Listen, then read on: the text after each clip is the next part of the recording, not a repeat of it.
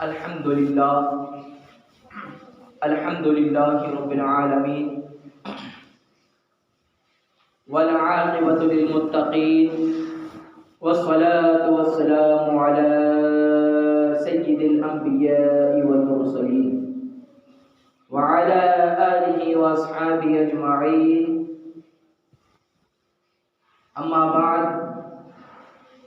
فأعوذ بالله من الشيطان الرجيم. بسم الله الرحمن الرحيم. إذ يقول لصاحبه لا تحزن إن الله معنا. صدق الله العظيم وبلغنا رسوله النبي الأمين الكريم ونحن على ذلك لمن الشاهدين والشاكرين والحمد لله رب العالمين. محترم سامعین کرام، ابھی 2 دن پہلے جو بدھ کا دن گزرا وہ اس اسلامی مہینے کی 22 تاریخ تھی. اس 22 تاریخ کو سیدنا حضرت ابوبکر صدیق رضی اللہ تعالی عنہ کے وصال کا دن تھا. اس دن آپ نے اس خاکی گیتی سے دار بقا کی طرف کوچ کیا، اور کوچ کرنا کچھ معمولی نہیں تھا. کوچ کرنا مطلب دنیا سے رخصت ہو جانا، انتقال کر جانا، پردہ ہو جانا، کوئی معمولی نہیں تھا.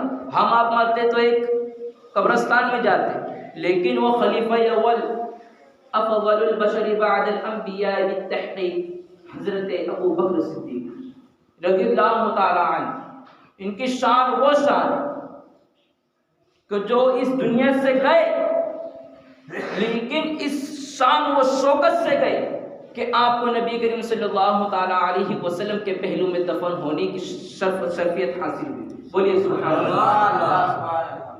آپ روضہ رسول، حجرہ رسول میں آپ نبی کریم صلی اللہ تعالی علیہ وسلم کے پہلو میں جو ہے دفن ہوئے.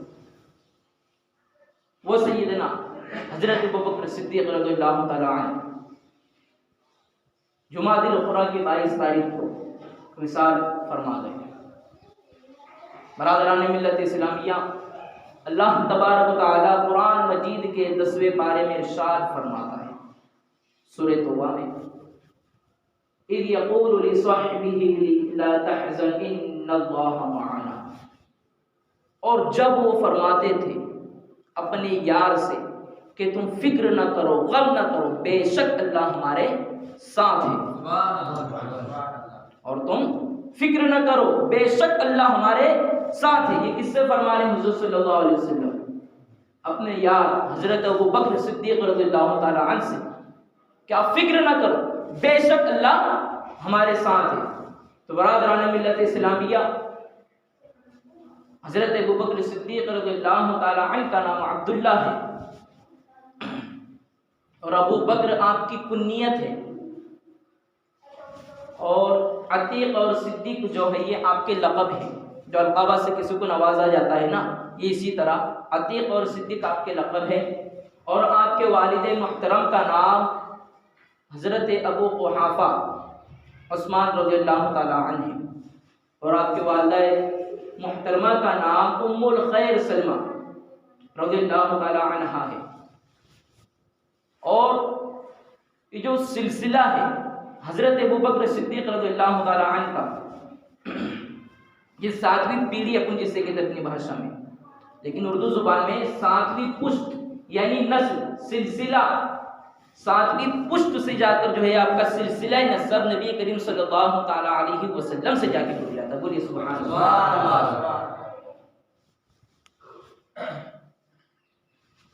آپ عام فیل کے واقعہ کے بعد جو ہے مکہ مکرمہ میں پیدا ہوئے.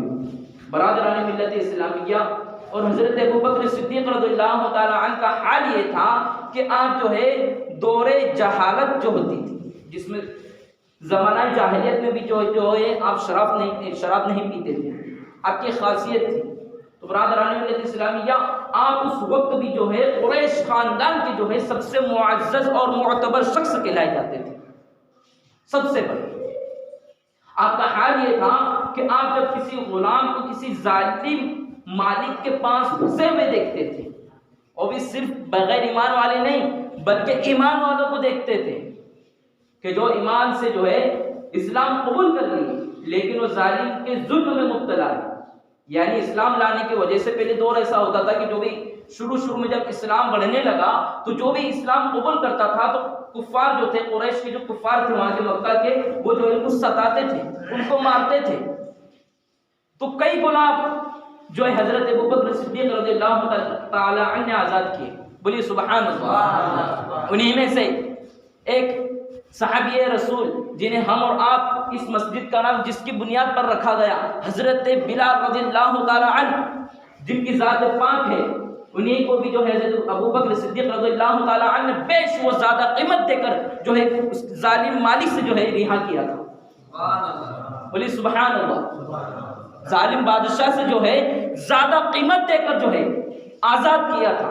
جب یہ آپ نے زیادہ قیمت دے کر جو حضرت بلال رضی اللہ تعالی عنہ کو آزاد کیا تو جو کفار قریش تھے، جو مشرکین تھے، وہ جو ہے طرح طرح کی باتیں بنانے لگے۔ جیسے مثال کے طور پہ بھائی ایک شخص ہے جو جیل میں بند ہے، فور ایگزامپل سمجھانے کے لیے کہ جو جیل میں بند ہے اور جو ہے اس کو رہا کرنے کے لیے کسی نے بھائی کوئی کہہ رہا ہے کہ بھائی اتنے پیسے لگ رہے لیکن اس نے اس سے زیادہ دیا کہ بھائی یہ رکھو، تو اس کا مطلب نتیجہ تو غلط نہیں نکل سکتا نا، پر اس نے چھڑانے کے لیے دیا۔ تو یہی حال تھا جب حضرت بلال رضی اللہ تعالی عنہ کو حضرت ابوبکر صدیق رضی اللہ تعالی عنہ نے زیادہ قیمت دے کر ادا کیا، آزاد کیا، تو جو مشرکین تھے وہ طرح طرح کی باتیں بنانے لگے۔ کیا ہو سکتا ہے حضرت بلال کا جو ہے حضرت ابوبکر صدیق پر بڑا کچھ قرضہ ہوگا یا بڑا احسان ہوگا جو بڑی قیمت دے کر جو ہے انہیں آزاد کیا۔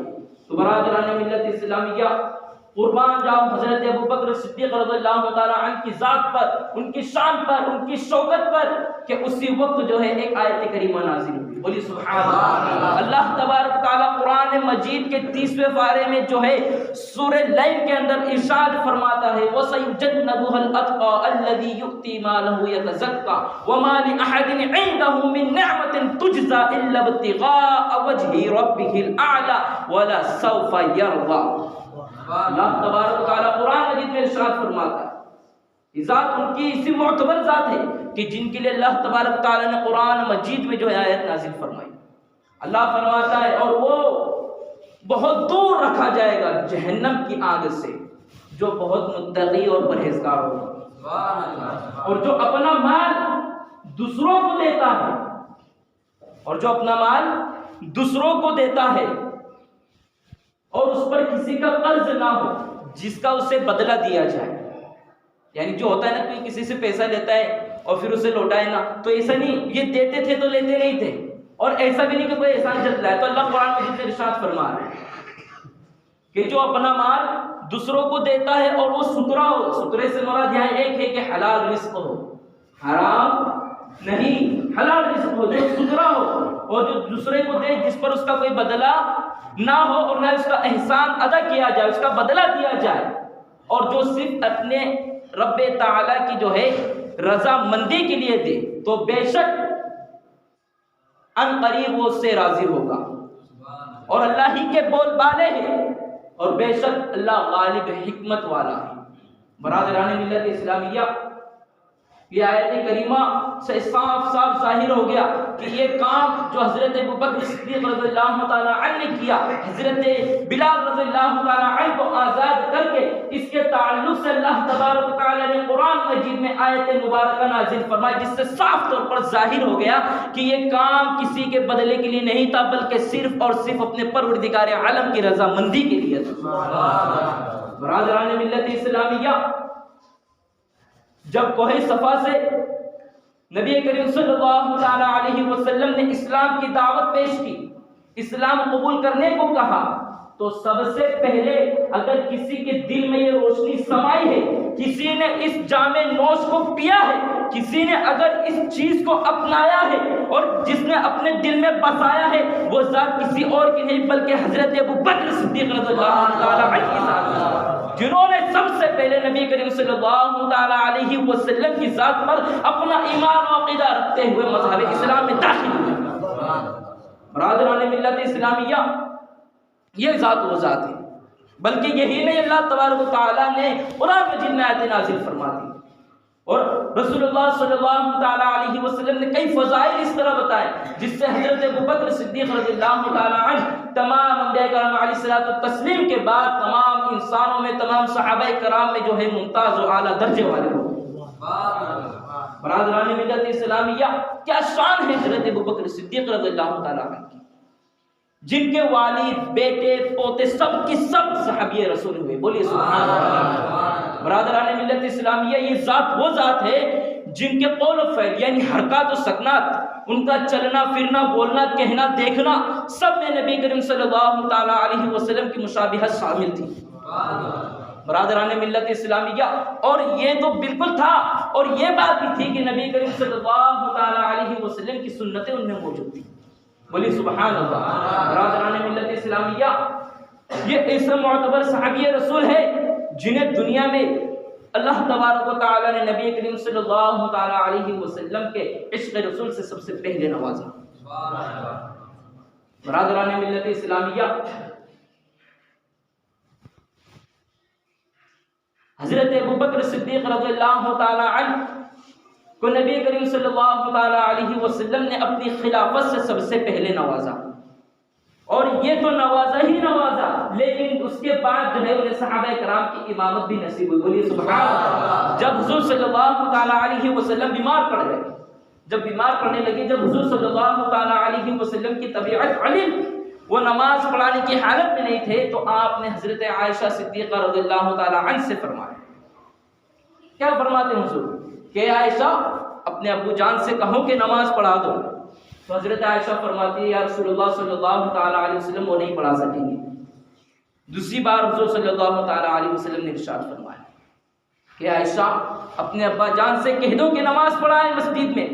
حضرت عائشہ حضرت عائشہ عرض کرتی ہے رسول اللہ صلی اللہ تعالیٰ علیہ وسلم، ان کا دل اتنا کمزور ہے کہ وہ آپ کی جگہ پر، آپ کے مصلی پر کھڑے ہو کر نماز نہیں پڑھا سکتے۔ برادران ملت اسلامیہ، تیسری بار نبی کریم صلی اللہ تعالیٰ علیہ وسلم نے ارشاد فرمایا کہ اے عائشہ اپنے والد سے کہو کہ جا کر نماز پڑھائے۔ برادران ملت اسلامیہ، یہاں آپ غور کریں کہ آپ کا جو ہے بیماری کی حالت ہے، آپ بیمار ہیں اور آپ کسے نواز رہے ہیں، کسے آپ خلافت جو ہے نماز کی اجازت دے رہے ہیں، تو جانیے یہ مرتبہ کس قدر ان کا اونچا ہوگا کہ نبی کریم صلی اللہ تعالیٰ علیہ وسلم انہیں نماز پڑھانے کا حکم دے رہے ہیں۔ برادران ملت اسلامیہ، بعض مفسران کرام اور تابعین کرام و صحابہ کرام فرماتے ہیں کہ سب سے پہلے اگر کوئی مذہب اسلام میں داخل ہوا تو وہ حضرت ابوبکر صدیق رضی اللہ تعالیٰ عنہ کی ذات پاک ہے۔ مشہور محدث حضرت میمون مہران رضی اللہ تعالیٰ عنہ سے کسی نے سوال کیا کہ حضرت ابوبکر صدیق رضی اللہ تعالیٰ عنہ پہلے اسلام میں داخل ہوئے یا حضرت علی؟ برادران ملت اسلامیہ، تو حضرت میمون مہران رضی اللہ تعالیٰ عنہ نے جواب دیا کہ حضرت ابوبکر صدیق رضی اللہ تعالیٰ عنہ تو بحیرہ راہب کے زمانے ہی سے مسلمان ہو چکے تھے، جب تو حضرت علی پیدا بھی نہیں ہوئے۔ برادران ملت اسلامیہ، اور کئی روایتیں جس میں کہا گیا کہ سب سے پہلے حضرت خدیجہ رضی اللہ تعالیٰ عنہ ایمان سب سے پہلے لائی، اور کئی روایتوں میں دیا گیا کہ حضرت علی رضی اللہ تعالیٰ عنہ جو ہے سب سے پہلے مذہب اسلام میں داخل ہوئے۔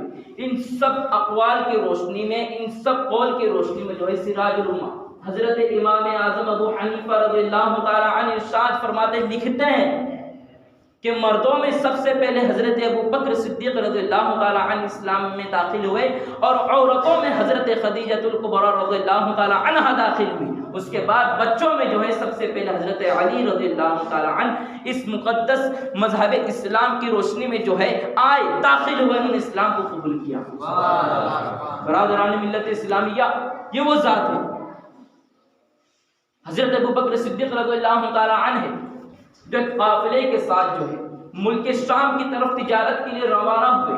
روانہ ہوتے جب رات ہوتی ہے وہ اپنا قافلہ جو ہے ایک جگہ پر ٹھہرتا ہے ان کا قافلہ، وہاں ایک گرجا گھر تھا جہاں مورتیوں کی پوجا کی جاتی تھی، تو وہاں ایک راہب بھی تھا جو نجومی تھا، جو خواب کی تعبیر بتاتا تھا، تو وہاں وہ قافلہ ٹھہرا، تمام لوگ سو گئے، حضرت ابو بکر صدیق رضی اللہ تعالی عنہ سو چکے ہیں، خواب میں کیا دیکھتے ہیں کہ ایک چاند آتا ہے اور وہ اس چاند کو اپنی گود میں لے لیتے ہیں، بولیے سبحان اللہ، ایک چاند آتا ہے، ایک چاند اترا اور وہ اسے اپنی گود میں لے لیتے ہیں۔ برادران ملت اسلامیہ، یہ خواب دیکھنا تھا کہ حضرت ابو بکر صدیق رضی اللہ تعالی عنہ صبح اٹھ کر اس راہب، اس نجومی کے پاس جاتے ہیں جو خواب کی تعبیر بتاتا تھا۔ برادران ملت اسلامیہ، حضرت ابو بکر صدیق رضی اللہ تعالی عنہ بھی ایمان کی جو ہے دولت سے مشرف نہیں ہوئے ہیں، اس یہ خواب کی حالت دیکھنے کے بعد جو ہے وہ راہب کے پاس گئے اور وہاں انہوں نے اپنا خواب بیان کیا، وہ سنایا، وہ پورا واقعہ، پورا ماجرا بیان کیا۔ وہ پورا خواب کی حالت سننے کے بعد وہ راہب کہتا ہے کہ آپ کا خاندان کون سا ہے؟ حضرت ابو بکر صدیق رضی اللہ تعالی عنہ ارشاد فرماتے ہیں کہ قریش۔ پھر وہ راہب سوال کرتا ہے کہ آپ کا نام کیا ہے؟ تو آپ ارشاد فرماتے ہیں ابو بکر۔ پھر اس راہب نے تیسرا سوال کیا کہ آپ کا وطن کون سا ہے؟ تو آپ نے ارشاد فرمایا مکہ مکرمہ۔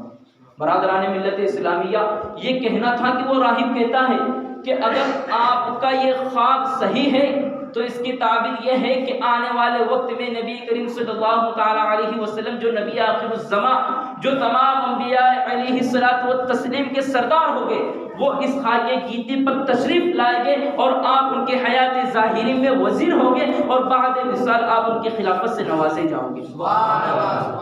برادران ملت اسلامیہ، اور وہ راہب یہ بھی بتاتا ہے کہ جب ہجرت کا وقت آئے گا، جب آپ مکہ المکرمہ چھوڑ کر مدینہ منورہ کی جانب روانہ ہوگے، جب آپ ایک غار سور میں جو ہے آپ دونوں وہاں آرام فرما ہوگے اور اسی وقت جو ہے آپ کی گود میں نبی کریم صلی اللہ تعالی علیہ وسلم کا سر اقدس ہوگا۔ یہ خواب کی تعبیر ہے۔ برادران ملت اسلامیہ، یہ وہ صحابی رسول ہے۔ حضرات محترم، شاعر کیا ہی خوب کہتا ہے کہ بیاں ہو کس زباں سے مرتبہ صدیق اکبر کا، بیاں ہو کس زباں سے مرتبہ صدیق اکبر کا، ہے خود یادگار محبوب خدا صدیق اکبر کا، اور گھر کو لٹایا راہ حق میں کئی بار اس محبت سے کہ لٹ لٹ کر حسن گھر ہو گیا صدیق اکبر۔ یہ وہ شان حضرت ابوبکر صدیق رضی اللہ تعالی عنہ۔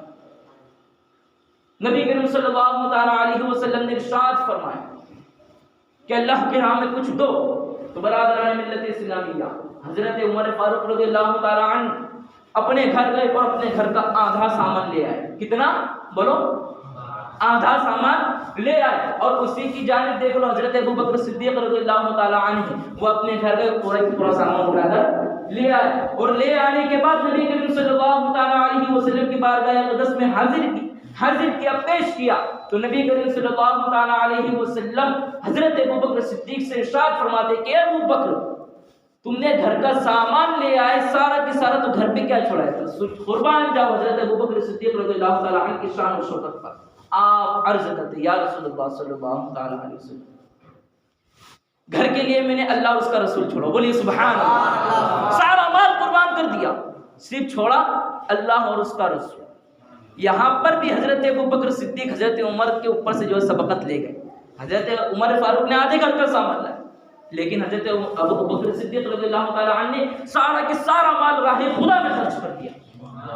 یہ وہ شان اللہ تبارک و تعالی نے دی۔ اللہ تبارک و تعالی ارشاد فرماتا ہے قرآن پاک کی 10ویں پارے کی آیت، اللہ تبارک و تعالی ارشاد فرماتا ہے الا تنصروا فقد نصره الله اذ اخرجه الذين كفروا ثاني اثنين اذ هما في الغار اذ يقول لصاحبه لا تحزن ان الله معنا فانزل الله سكينته عليه وايده بروح منه وجعل۔ برادران ملت اسلامیہ، قرآن مجید میں اللہ تبارک و تعالی ارشاد فرما رہا ہے، یعنی اگر تم میرے محبوب کی مدد نہ کرو تو بے شک ان کا رب ان کی مدد کرے گا۔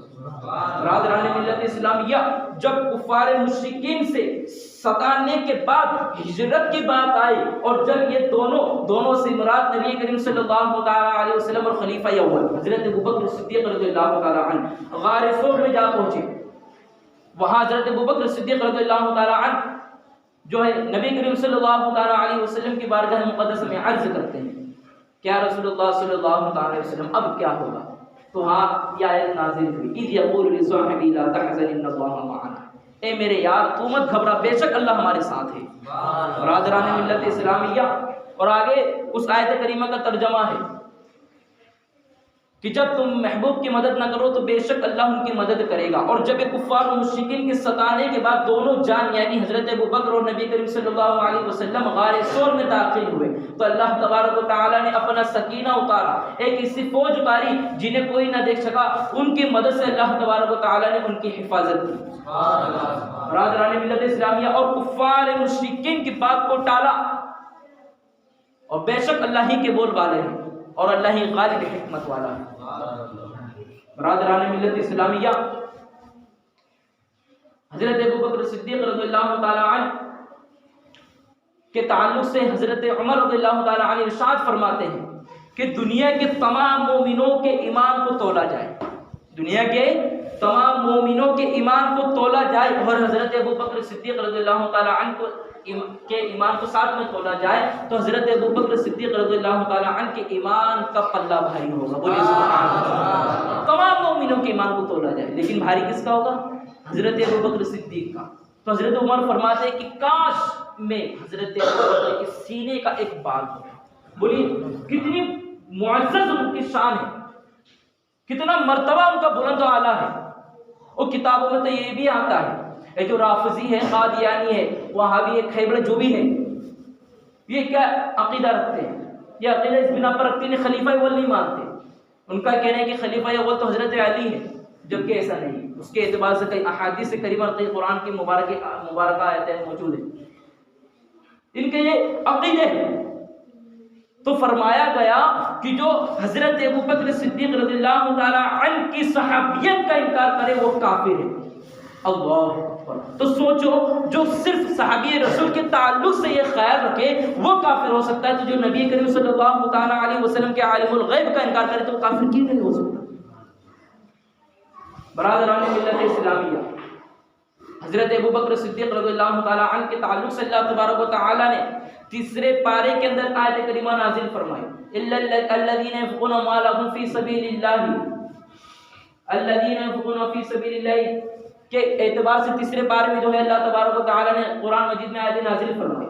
اس کا ترجمہ یہ ہے کہ وہ جو اپنا مال خیرات کرتے ہیں یعنی دیتے دن اور رات میں، چھپا کر اور ظاہر کر کے، تو اللہ کے یہاں ان کے لیے ایک مقررہ تحفہ، انعام، اجرت موجود ہے جنہیں ان کی خبر نہیں اور نہ ہی انہیں کچھ غم ہے نہ کوئی اندیشہ ہے۔ برادران ملت اسلامیہ، حضرت ابوبکر صدیق رضی اللہ تعالی عنہ نے جب اسلام قبول کیا تو آپ کے پاس 40,000 دینار موجود تھے۔ کتنے؟ 40,000 دینار موجود تھے۔ آپ نے 10,000 دن میں خرچ کر دیے کائے میں؟ راہ خدا میں۔ 10,000 رات میں خرچ کر دیے کس چیز میں؟ راہ خدا میں۔ 10,000 چھپا کر دیے کس چیز میں؟ راہ خدا میں۔ اور 10,000 ظاہر کر کے دیے کس چیز میں؟ راہ خدا میں۔ کتنے ہو گئے؟ 40,000۔ یہ صحابی رسول ہے، کتنے ہزار ہے؟ 40,000 درہم، جو آج کے معاملے کے مطابق سے کچھ الگ ہے، لیکن آج وہ ایک صحابی رسول تھے اور ہم ان کے غلام ہیں۔ تو ہمارا حال یہ ہے کہ جب ہمارے سامنے کسی چیز کے لیے کچھ چیز مانگی جاتی ہے تو ہمارے چہروں کی رونق اڑ جاتی ہے۔ کیا ہوتی ہے؟ چہروں کی رونق۔ بطور مثال مسجد کا ہی معاملہ لے لو، اگر مسجد کی پیٹی گھمائی جائے نا تو ایسا لگتا ہے کسی پراپرٹی اپنے نام کرا رہے ہیں۔ جو پیٹی لے کے آتے ہیں نا ایسا لگتا ہے کوئی تمہاری پراپرٹی اپنے نام کرا رہے ہیں۔ ایسے چہروں کی رونق اڑ جاتی ہے، دل سے عقیدے خراب ہو جاتے ہیں۔ کیوں؟ ارے بھائی 10 ہی روپے دو نا، یہاں کیا کرنے؟ ارے جاؤ دیکھو اپنے بزرگان دین کے اسلاف کو جنہوں نے 40,000 درہم جو ہے 24 گھنٹے کے اندر اپنے جیب سے خرچ کر دیتے صرف اور صرف خدا کی راہ میں۔ اور آج ہمارا عقیدہ ہے کہ جب ہمارے پاس مدرسوں کے لیے، مساجدوں کے لیے کسی چیز مانگی جاتی ہے تو ایسا لگتا ہے کہ اس سے ہماری جان چلی جائے۔ 10 روپے دینے کے قابل ہمارے چہروں کی رونق نہیں ہوتی۔ یہ حال ہمارا ہے۔ اب غور کریں کہ وہ ایک صحابی رسول ہے، چاہتے تو انہیں تو دنیا کی سب سے بڑی نعمت مل چکی تھی۔ نبی کریم صلی اللہ تعالی علیہ وسلم ساری کائنات کے مالک و مختار ہے یا نہیں؟ ہے نا؟ تو وہ چیز انہیں ملی تو انہیں چیز دینے کی ضرورت کیا تھی؟ دے یا نہ دے کے برابر تھا کہ نہیں؟ لیکن نبی کریم صلی اللہ تعالیٰ علیہ وسلم ارشاد فرماتے ہیں، یہ میں نہیں کہہ رہا ہوں، حدیث مبارک میں نبی کریم صلی اللہ تعالیٰ علیہ وسلم ارشاد فرماتے ہیں کہ کئی لوگوں نے مجھے مال دیا راہ خدا میں خرچ کرنے کے لیے، لیکن مجھے اگر کسی کے مال سے سب سے زیادہ فائدہ پہنچا ہے تو وہ مال حضرت ابو بکر صدیق رضی اللہ تعالیٰ عنہ کا ہے۔ سبحان اللہ۔ برادران ملت اسلامیہ، یہ شان و شوکت ہے حضرت ابو بکر صدیق رضی اللہ تعالیٰ عنہ کی۔ لیکن آج حال ہمارا، ہم غلام ہیں، کہتے ہیں اپنے آپ کو سنی اور غلام، لیکن کام اس میں 1% بھی نہیں، کیونکہ جب عقیدے کی بات آتی ہے نا، انسان گناہوں کے ماحول میں ڈھل چکا ہے، جب نیکی کی بات آتی ہے تو اس پہ گوارہ کیوں کرے؟ کتابوں میں آتا ہے کہ جو دل ہے تو دل ایک پورے کاغذ کی طرح ہوتا ہے، یہ صاف کاغذ کی طرح ہوتا ہے، تو آپ کاغذ پہ جو لکھو گے وہی لکھا جائے گا نا، جو لکھو گے وہی لکھا جائے گا۔ اگر آپ اس کو شروع سے گناہوں کے ماحول میں ڈالو گے تو وہ کالا نہیں ہوگا بلکہ پیلا ہوگا۔ برادران ملت اسلامیہ، ہمارے صحابہ کرام رضی اللہ تعالیٰ عنہ کے عقیدے کو دیکھو، انہوں نے اپنی گھر کا سارا مال جو ہے راہ خدا میں خرچ کر دیا۔ برادران ملت اسلامیہ، حضرت ابوبکر صدیق رضی اللہ تعالیٰ عنہ ہے، ان کا بچپن کا عالم ہے، بچپن کے عالم سے مراد ہے ان کی 15 سال کی عمر مبارک ہے۔ آپ نے کبھی بت پرستی نہیں کی تھی، یعنی بتوں کی پوجا نہیں کی تھی، سمجھ رہے نا، بت مورتی وغیرہ جو ہوتی ہے اس کی پوجا نہیں کی تھی۔ اسی دوران جو ہے آپ کے والد گرامی سرکار اعلیٰ حضرت رضی اللہ تعالیٰ عنہ اپنی کتاب تنزیہ المکانۃ الحیدریہ صفحہ نمبر 13 پر لکھتے ہیں، کیا لکھتے ہیں کہ آپ کی 15 سال کی عمر مبارک ہے، حضرت ابو بکر صدیق رضی اللہ تعالیٰ عنہ کے والد گرامی حضرت ابو قحافہ رضی اللہ تعالیٰ عنہ آپ کا ہاتھ پکڑے اور لے کے گئے، کہاں؟ بت خانے میں جہاں مورتیوں کی پوجا ہوتی تھی، وہاں لے کر پہنچے۔ وہاں لے کر پہنچنے کے بعد اشارہ کرتے ہیں کہ اے ابو بکر، یہ تمہارے بزرگ خدا ہیں۔ کیا؟ اے ابو بکر، یہ تمہارے بزرگ، مورتی کی طرف اشارہ کر کے کہتے اے ابو بکر، یہ تمہارے بزرگ خدا ہے، ان کی پوجا کرو۔ اتنا کہنے کے بعد جو ہے وہاں سے حضرت ابو بکر صدیق رضی اللہ تعالیٰ عنہ کے والد محترم چلے جاتے ہیں۔ برادران ملت اسلامیہ، حضرت ابو بکر صدیق رضی اللہ تعالیٰ عنہ اس بت، اس مورتی کے پاس آ کے کھڑے ہو جاتے اور کہتے ہیں، کیا کہتے ہیں؟ میں بھوکا ہوں، مجھے بھوک لگی، مجھے کھانا کھلا دے۔ لیکن جواب اس پتھر کی مورتی سے نہیں آیا۔ پھر دوسری بار عرض کرتے کہتے ہیں کہ میں ننگا ہوں، میرے پاس کپڑے نہیں ہیں، مجھے کپڑے پہنا دو۔ لیکن اس مورتی، اس پتھر کی مورتی سے جواب نہیں آیا۔ تیسری بار عرض کرتے، کیا کہتے کہ میں تجھ کو پتھر اٹھا کے ماروں گا۔ کیا؟ میں تجھ کو پتھر اٹھا کے ماروں گا۔ اگر تو معبود ہے، اگر تو خدا ہے تو اپنے آپ کو بچا کر دکھا۔ کیا کہتے ہیں؟ اگر تو خدا ہے، اگر تو معبود ہے تو اپنے آپ کو بچا کر دکھا۔ برادران ملت اسلامیہ، اتنا کہنے کے بعد وہ پتھر کی مورتی تھی، آپ خود ہی جانتے ہیں کہ اس میں جان تو ہے نہیں جو جواب دے گی۔ آپ پتھر اٹھاتے اور مارتے، وہ مورتی جو ہے گر کر چور چور ہو جاتی ہے۔ وہ ہونے کے بعد حضرت ابوبکر صدیق رضی اللہ تعالیٰ عنہ کے والد محترم وہاں آتے ہیں اور کہتے ہیں اے ابوبکر، یہ کیا کیا؟ یہ خدا تھا، یہ معبود تھا۔ اتنا کہنے کے بعد آپ ان کا ہاتھ پکڑ کر اپنے گھر لے جاتے ہیں اور ان کی والدہ محترمہ حضرت ام الخیر سلمہ رضی اللہ تعالیٰ عنہا سے جو ہے کہتے ہیں کہ یہ واقعہ ہوا، یہ ماجرا ہوا، ابو بکر نے اس طرح کیا۔ تو حضرت ام الخیر سلمہ رضی اللہ تعالیٰ عنہا کیا ارشاد فرماتی ہے کہ اس بچے کو اس کے حال پر چھوڑ دو۔ اس بچے کو، کون والی بات ہے، اس بچے کو اس کے حال پر چھوڑ دو۔ کیوں؟ کیونکہ جب یہ بچہ مجھے پیدا ہو رہا تھا اور میرے قریب میرے پاس کوئی نہیں تھا، اس وقت غیب سے آواز آئی تھی کہ اے اللہ کی سچی بندی، تجھے خوش آمدید ہو، تجھے خوشخبری ہو کہ تجھے ایک ایسا بچہ پیدا ہونے والا ہے جو رسول اللہ صلی اللہ تعالیٰ علیہ وسلم کا سچا دوست اور سچا عاشق رسول اللہ۔ یہ وہ شان ہے حضرت ابوبکر صدیق رضی اللہ تعالیٰ عنہ۔ برادران ملت اسلامیہ، ہم اپنے عقائد متعلقہ کے مطابق رہیں۔ ہمارا عقیدہ ہے کہ ہم حضرت ابوبکر صدیق رضی اللہ تعالیٰ عنہ کو پہلا خلیفہ مانتے ہیں۔ آج رافضی، قادیانی، یہ جو فرقہ باطلہ ہے، ظاہرہ ہے، جو بھی ہو، یہ ہمارے عقیدے کو جو ہے مٹانے کی کوششوں میں لگے ہیں۔ ان کا کہنا یہ ہے کہ پہلے خلیفہ حضرت علی ہے رضی اللہ تعالیٰ عنہ، ان کا کہنا یہ ہے، کیونکہ یہ صرف حضرت علی کو مانتے ہیں۔ اور رسول اللہ صلی اللہ تعالیٰ علیہ وسلم نے حضرت علی سے ارشاد فرمایا تھا کہ اے علی تمہاری وجہ سے 2 قوم جو ہے 2 جماعت 2 فرقے جو ہے جہنم میں جائے گا. اللہ اکبر. کیا فرمائے؟ 2 جماعت 2 فرقے جو ہے جہنم میں جائے گی. برادران ملت اسلامیہ اب بتاؤ کون؟ سنیے. ایک وہ جو حضرت علی کو ہی مانتے ہیں، رافضی قادیانی شیعہ. کس کو مانتے ہیں؟ صرف اور صرف حضرت علی کو مانتے. باقی دیگر صحابہ کرام کی وہ کیا کرتے ہیں؟ گستاخی کرتے ہیں. اور صحابہ کرام کی گستاخی کرنا کیا ہے؟ کفر ہے. کفر ہے نا. تو یہ کفر ہوا. یہ کیا ہوئے؟ جہنم کے مستحق ہو گئے. لازم واجب ان کے اوپر جہنم ہو چکی.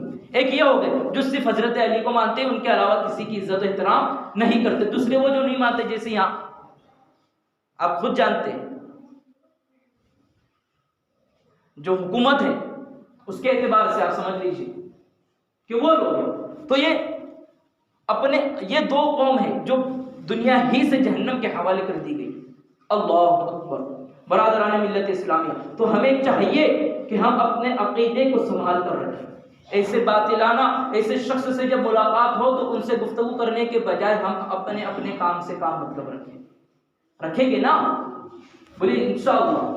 اللہ تبارک و تعالی حضرت ابو بکر صدیق رضی اللہ تعالی عنہ کے صدقے طفیل سے ہم تمام حاضرین کے علم و عمل میں برکتیں عطا فرمائے اور ہمارے عقیدے کو مضبوط عطا فرمائے.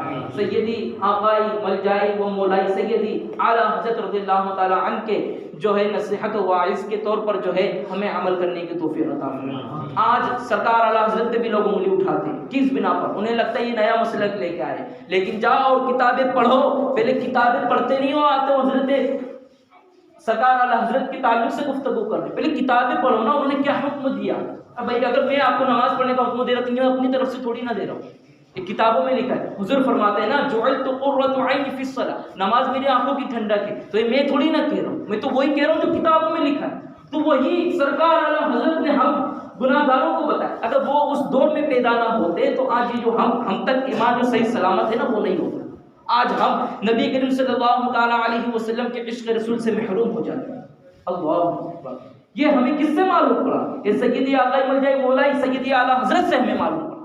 تو آج لوگ ہمارے عقیدوں کو جو ہے مضبوط کرنے کے بجائے اپنی طرف متوجہ کر رہے ہیں تاکہ ہم اپنے مذہب کے قوانین سے ہٹ کے جو ہے ان کے مذہب میں داخل ہو جائے اور جو ہے جنت کی محرومیت میں جو ہے شامل ہو جائے.